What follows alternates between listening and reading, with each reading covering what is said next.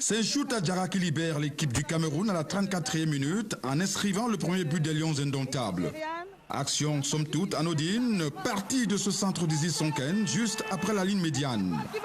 Michel Ngonomani porte la marque à 2-0 dans la deuxième période de la rencontre après un joli mouvement sur le flanc gauche de l'attaque camerounaise. Pourtant, le match aurait pu avoir un autre résultat si Omar, l'attaquante tanzanienne, avait concrétisé cette action de but à la 4e minute, au moment où les Camerounaises cherchaient encore à rentrer dans le match. Cette autre balle arrêtée, mal exploitée dans la surface de réparation du Cameroun par les Kilimanjaro Queens, donne l'alerte pour une chaude empoignade à l'entame de la confrontation. Mais en réalité, ce sont les Lions indomptables qui ont eu plus d'occasions de but. Ici, Christine Mani, aux avant-postes, ne se coordonne pas avec Michel Ngonomani sur ce ballon de corner. Une autre réplique tanzanienne intervient à la 41e minute. Omar, encore une fois idéalement placé, n'arrive pas à trouver le chemin de but. Les deux équipes iront à la pause sous le score d'1-0 à l'avantage du Cameroun. À la reprise, la domination camerounaise est visible dans cette seconde période.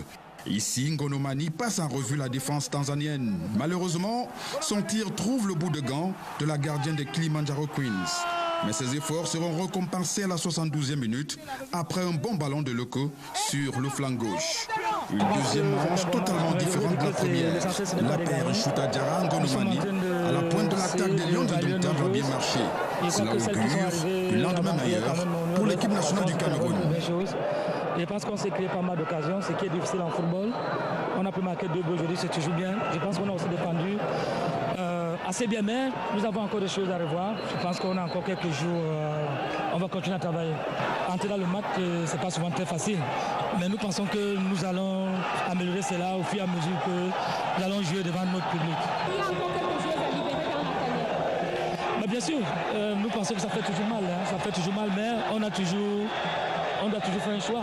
Et le choix, c'est toujours sportif. On essaie de prendre uniquement les meilleurs qui pourront défendre les couleurs du pays. Ça nous donne un très bon moral avec 2 victoires, celle du Kenya 2-1 et aujourd'hui face à la Tanzanie 2-0. Mais je pense que tout n'est pas encore prêt pour la compétition. Celles qui nous ont rejoints il y a de cela quelques jours, elles sont encore en train de prendre quelques petits réglages, vu qu'il y a des nouvelles dans le 11 entrants. Mais je pense que d'ici peu, tout sera fin prêt.